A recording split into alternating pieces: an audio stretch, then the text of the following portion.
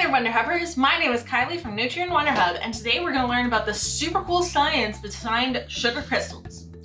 So sugar crystals are actually very similar to some other rocks that we know of. This is a quartz, and it grows in a certain type of pattern like that, with 6 sides and in spikes. Now sugar crystals grow in a very similar pattern with 6 sides, and normally they grow into a spike. Sometimes you can also get square sugar crystals, but that's more common with granulated sugar, where it's being broken down into smaller bits. So to make our own sugar crystals, we need to make something called rock candy. So rock candy is basically a super saturated sugar syrup that is then left to sit so that the crystals can form on whatever surface we leave them with. So in my case, I'm using kitchen twine, but you can also use something like a skewer or any sort of wooden stick. So to start off, I have taken some rock sugar and suspended it on this kitchen twine so that it sits about an inch above the top of my jar. Now, you don't want it sitting right on the bottom of the jar because then it'll fuse with the jar and be very difficult to get off. So you just want it suspended about an inch above the bottom of the jar. And this recipe makes about a pint, or not a pint, a quart or 1 liter. So it'll fill up this jar right to the top. So this calls for 6 cups of sugar, 2 cups of water. You'll also need food coloring and extract. So I'm using orange extract and making some orange food coloring. Other things that you'll need is a medium saucepan, as well as a stirring spoon, a pastry brush. If you don't have a pastry brush, you can use a water squirt bottle, and a candy thermometer. You'll also need kitchen twine, or as I said before, skewers. So our process is very simple, but it's very dangerous in a way. Sugar syrup, when it gets to the 300-degree Fahrenheit mark, is very sticky and very, very hot. So this is recommended for an older audience. So teenagers will be a great option. If you're not that old, I'd recommend getting help from an adult to make this syrup, and then just leave it in a cupboard for a while so that the sugar crystals can form. So to start off, you're going to want to boil your 2 cups of water so that it's at a rolling boil. And then add in 1 cup of sugar at a time until the sugar is completely dissolved. So you'll have your water boiling, you'll add in a cup, stir it until it's all dissolved, and keep it boiling.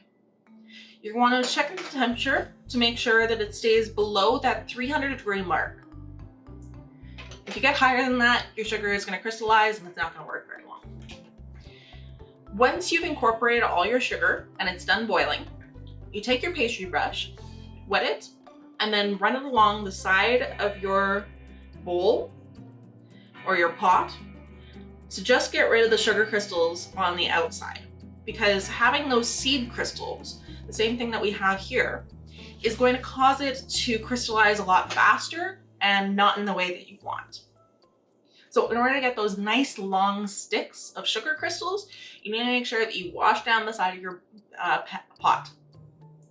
So if you don't have a pastry brush, you can just squirt along the side of the pot to get rid of all the sugar crystals. Once you're done boiling your sugar syrup, take it off the heat and add about a teaspoon of flavoring and a couple drops of food coloring. You're going to want to keep it so that you're not sitting right underneath or right over top of the pot, just to make sure that you're not getting hit with the steam of the scent, because it's really strong when it's coming off of the sugar syrup. So just make sure you stand back a little bit so that you don't get hit in the face with a whole bunch of smell. And add in a couple drops. The more color you put in, the more vibrant your sugar crystals are going to be. All right, let's get started.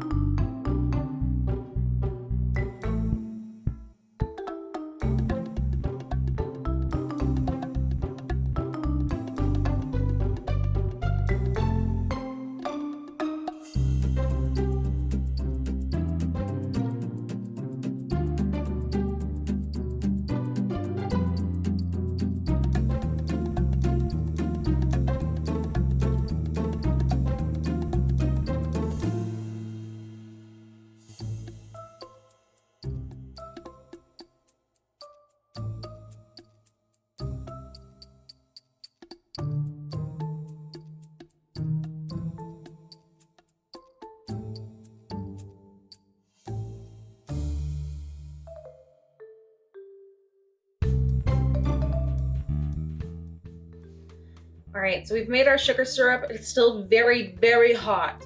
So I want you to be super careful when you're doing this.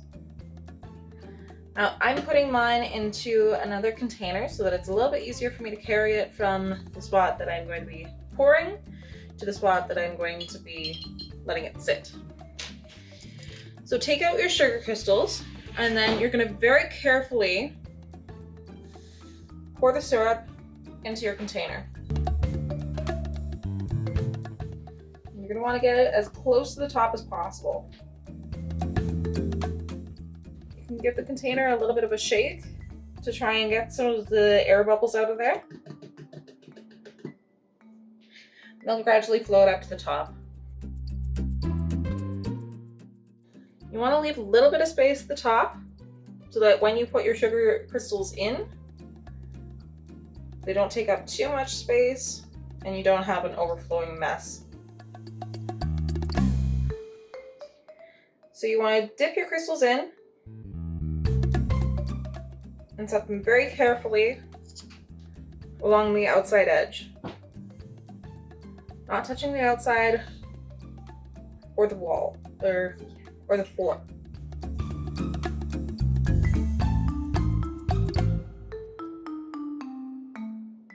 This takes a little bit of practice just to slowly sink them into the container.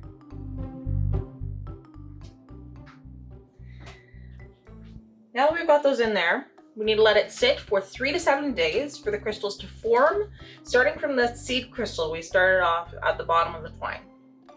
Now the crystals are going to start coming out of the supersaturated liquid, which is our sugar syrup, and going onto our seed crystal, which is our rock sugar. So this is going to cause them to start to grow up the string, starting off really small, but then gradually getting bigger and bigger and bigger. The longer you leave it in the container, the bigger your crystals are going to be, but don't leave it more than 7 days. Otherwise, your entire container is going to turn into crystals and then you're not going to be able to eat it. All right, it's been a couple of days and we have crystals. Look at those. They're so pretty. They're very glittery in the light and they are super tasty, as I can definitely assure you. So the first batch that I made on video ended up getting a little bit over crystallized towards the bottom. One of my strings ended up sinking down to the bottom of the jar and it caused the entire thing to crystallize. So I was able to pour out most of the sugar syrup and continue working on these ones, but I had 3 of them fused together and 1 of them fused to the bottom.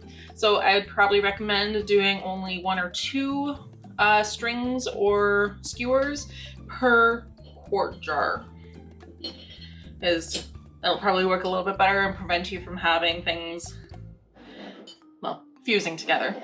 This is going to be very difficult to clean. But one that I really wanted to show you guys was this one here.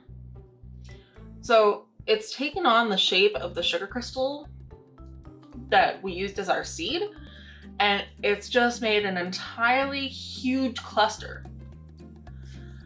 And crystals grow sort of like this in natural environments as well. So basically what happens when crystals are being formed is that they're actually produced from lava in most cases. So these sort of rocks, they'll melt down all of the sort of ingredients that make up these crystals, and those act as our supersaturated syrup. So we take our sugar crystals and heat them up in the water, and that acts like lava. As the temperature cools, they find the seed crystals, which are ones that haven't been melted in the lava and are just sort of floating around.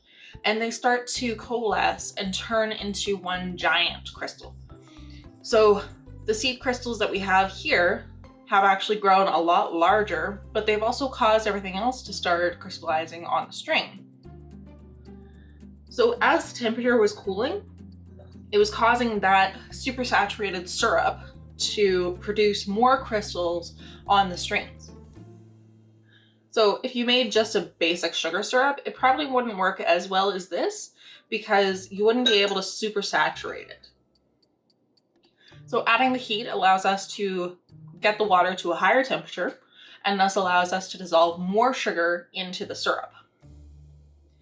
And you end up with these very tasty, very beautiful crystals. So these were in my jars for about 2 days. If you're doing some smaller batches, like just 1 or 2 strings, I would probably let them sit for 3 to 4 days. If you're not using a seed crystal, you can leave it up to 7. Thanks for tuning in to learn about how the science of sugar crystals work and making rock candy with us. For more virtual programming, follow us here or at wonderhub.ca. Stay sweet!